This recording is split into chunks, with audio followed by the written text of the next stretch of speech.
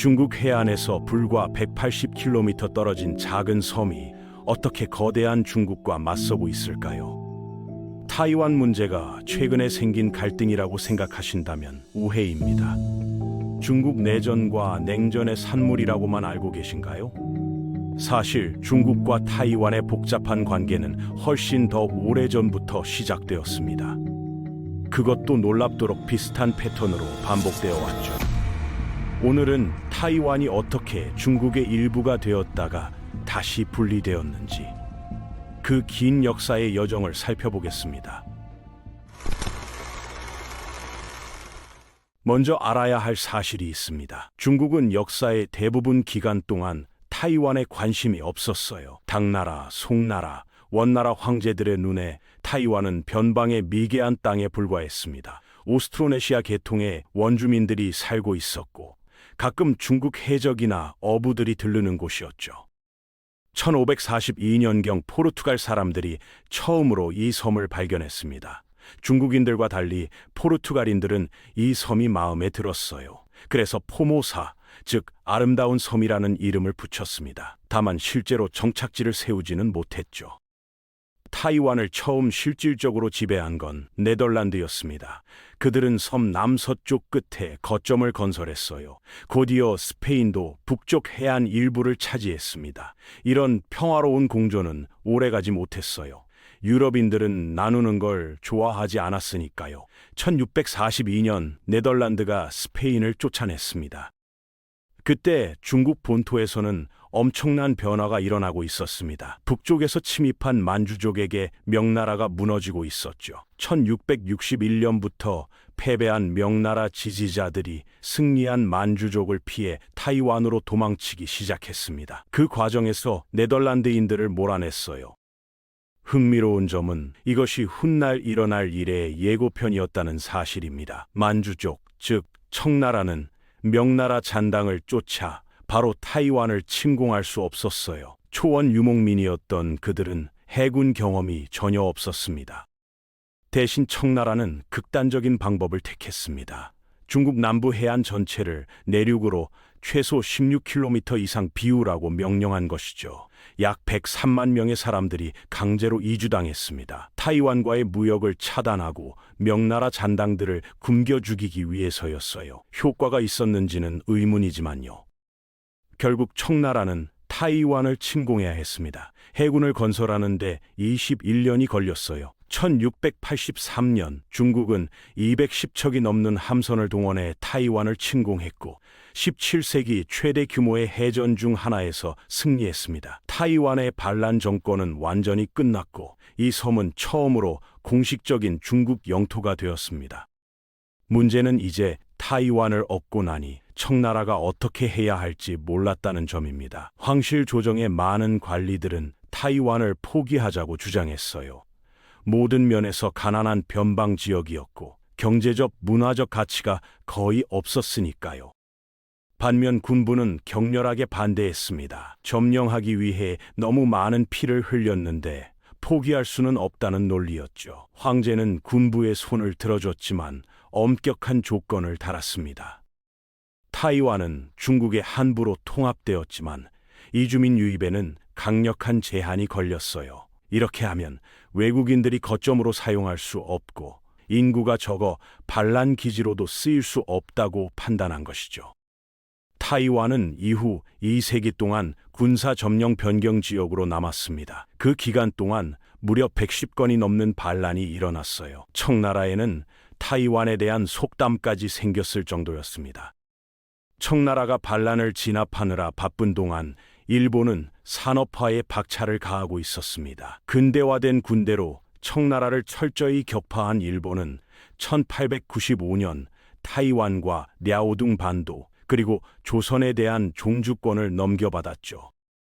이번에는 청나라 지지자들이 타이완의 적대적 접수에 저항하려 했습니다. 그들은 아시아 최초의 공화국을 선포하기까지 했어요. 하지만 6개월도 안 돼서 무력으로 진압당했습니다. 타이완은 일본의 첫 식민지가 되었습니다. 열망하는 제국 강국이었던 일본은 철도, 학교, 공공보건 시스템에 막대한 투자를 했어요. 서구 열강들 앞에서 자신들의 식민지 통치 능력을 과시하기 위해서였죠. 그 사이 만주족의 청나라는 무너지고 중국은 공화국이 되었습니다. 하지만 곧 지역 군벌들의 할거와 공산주의 반란에 직면했어요. 일본은 제2차 세계대전을 준비하면서 이 혼란을 적극 활용했습니다. 일본이 항복하고 타이완을 중국에 반환해야 했을 때 이 섬은 이미 본토보다 훨씬 더 발전되고 부유한 상태였습니다. 이제 타이완이 중국과 다시 합쳐졌으니 모두가 행복하게 살았을까요? 당연히 아닙니다. 중화민국 정부는 부패로 악명 높았고 본토에서 군벌과 공산주의자들과 싸우기 위해 타이완의 자원을 착취했어요.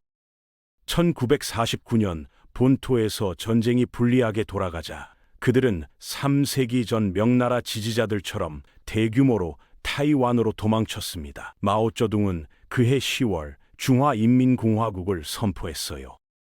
하지만 이전과 마찬가지로 새로운 중국 정권에는 타이완의 잔당을 추격할 해군이 없었습니다. 공산주의자들은 자국 해안의 작은 섬 하나도 점령하지 못했어요. 그 섬은 놀랍게도 오늘날까지 타이완이 통치하고 있습니다. 타이완 본섬을 점령하려면 훨씬 더 많은 준비가 필요하다는 게 분명했죠. 마오는 52만 명 규모의 침공군을 훈련시키고 수천 척의 함선을 건조하라고 명령했습니다. 소련은 미그 15 전투기를 아낌없이 제공했어요. 이 새롭고 개선된 상륙부대는 다음 해봄 하이난섬 침공에서 시험대에 올랐습니다. 하이난은 여전히 국민당 잔당이 통제하던 또 다른 큰 중국 섬이었죠. 이번 침공은 대성공이었습니다. 10만 8천 명 이상의 병력이 치옹저우 해협을 건너 2주 만에 비교적 적은 사상자로 하이난을 확보했어요. 마오에게 더욱 고무적이었던 건 미국의 완전한 무반응이었습니다. 그때까지 미국은 국민당에 막대한 차관과 군사 장비를 제공해왔거든요. 1950년 1월 미국은 일본과 필리핀이 자국의 보호 범위 안에 있다고 명확히 했습니다. 하지만 타이완과 한국은 눈에 띄게 언급되지 않았어요. 이것이 마오에게 미국이 중화민국을 포기했다고 확신시켰습니다. 그래서 1950년 여름 타이완 침공을 개시하라고 명령했죠.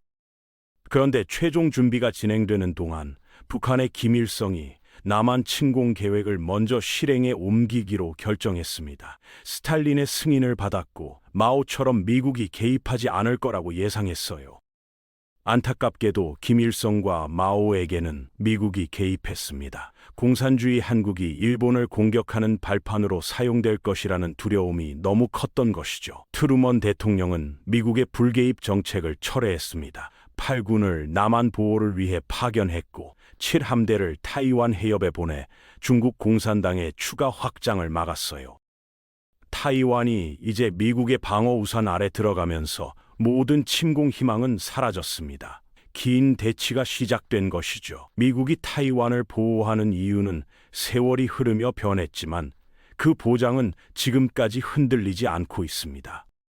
이상하게 들릴 수도 있지만 이 모든 것에 대해 감사해야 할 사람은 김일성입니다. 한국 전쟁이 없었다면 미국은 아마도 하이난처럼 타이완도 넘겨줬을 테니까요. 타이완의 이야기는 역사의 우연과 지정학적 계산이 만들어낸 결과입니다. 수세기 동안 중국의 변방이었던 이 섬은 이제 세계에서 가장 중요한 지정학적 화약고 중 하나가 되었어요. 작은 섬이 거대한 대륙과 맞서는 이 긴장은 오늘날까지 계속되고 있습니다.